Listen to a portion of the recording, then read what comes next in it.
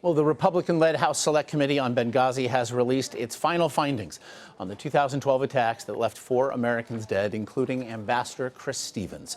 Republican Congresswoman Susan Brooks of Indiana is a member of the Committee on Benghazi and is good enough to join us now. Representative Brooks, we very much appreciate your time today. With regard to the report that was released this morning, what does it tell us that we didn't already know after Secretary Clinton's testimony last October that lasted roughly 11 hours? There have been many, many facts that the committee has uncovered, particularly across all of the government agencies.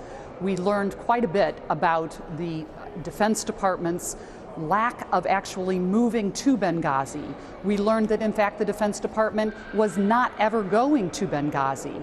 And so while the people were there fighting at the annex, the Defense Department didn't even have any of its assets spinning up and moving toward Benghazi. So a decision had been made in what we also learned during a White House, what is called a secured video transaction or secured video conference.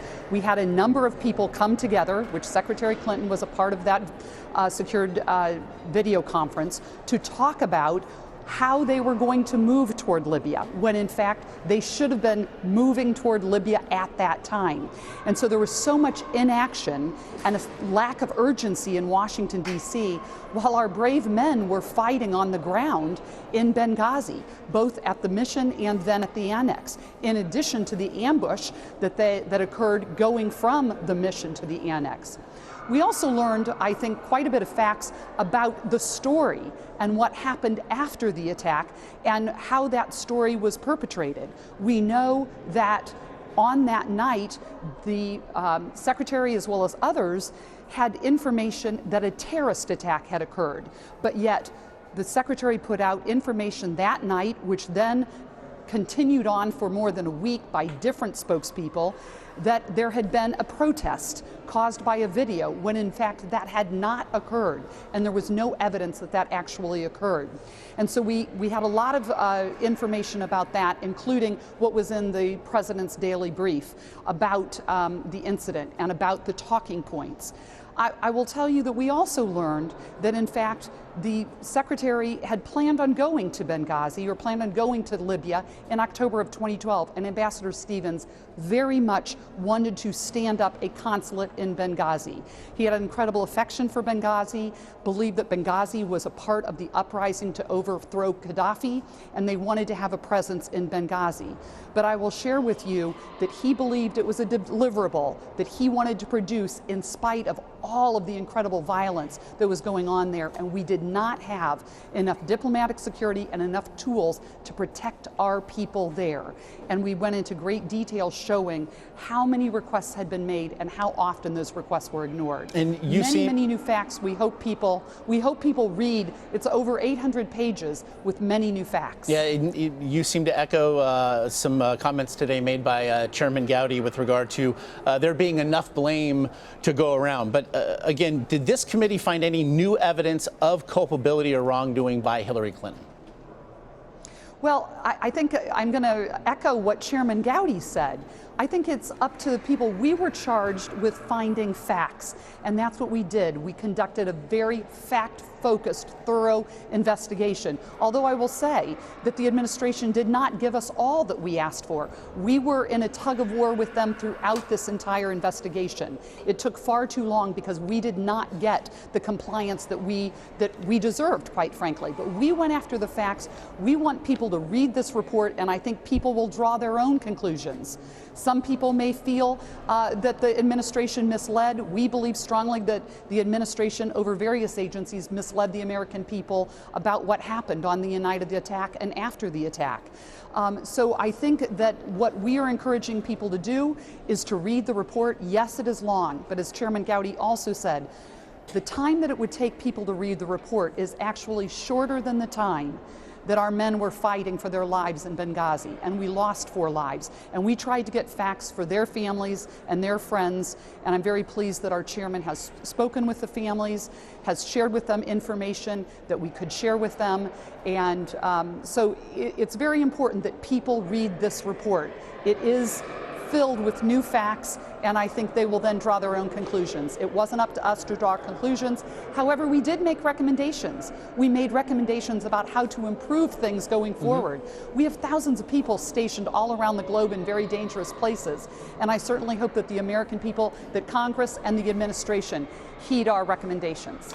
Hillary Clinton did, though, tell your committee last year she was aware of the dangers in Libya, but, and I quote here, that there was no actionable intelligence indicating a planned attack. Again, turn of phrase that you and your colleagues did spend much time discussing earlier today. Does this report refute that? This report, I think, will demonstrate that there were some warnings of attack. There had been a Facebook post with respect to an attack against Westerners and against Americans.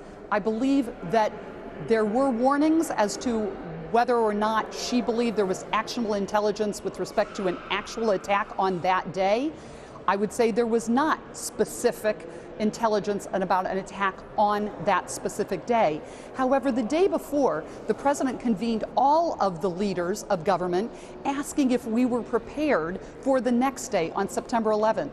I would presume that our government does this prior to every September 11th to try to ensure that we are ready for a possible attack, and particularly a terrorist attack.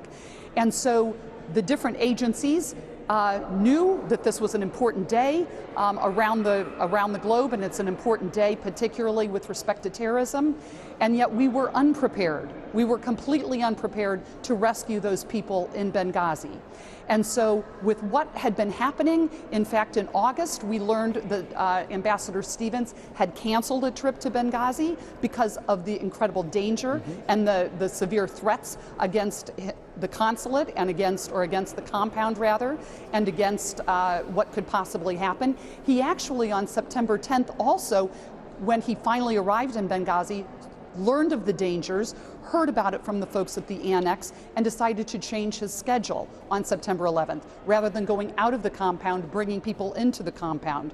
And so what is very difficult for us to understand is how all of this information went to Washington, D.C., went to the people who report to the Secretary, and how they did not appreciate the severity, the threats, the number of attacks that had happened in Libya. There had well been over a couple of hundred in 2011 and 2012, and these were serious attacks, including one on our own compound on June 6th, as well as one in April 6th of 2012. So we'd already had attacks. And there was such incredible unrest in Benghazi at that time. We were underprepared, and we were certainly underprepared to rescue and save lives there. And in your earlier comments today, you did also acknowledge that you believe administration officials knew security was inadequate there, but you also said something that I do want to ask you about as well, and I quote, "The State Department made a conscious decision to keep the Benghazi compound off the radar." What did you mean by that?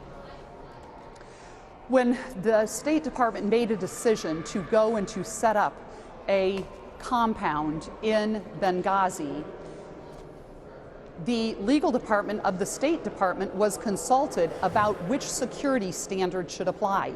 The State Department has set physical security standards for the different places that we have around the globe.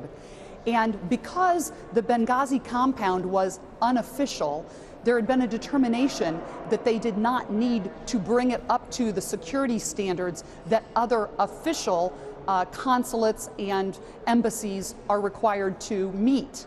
And so therefore, they did not meet the security standards that they should have met, particularly in a high threat post.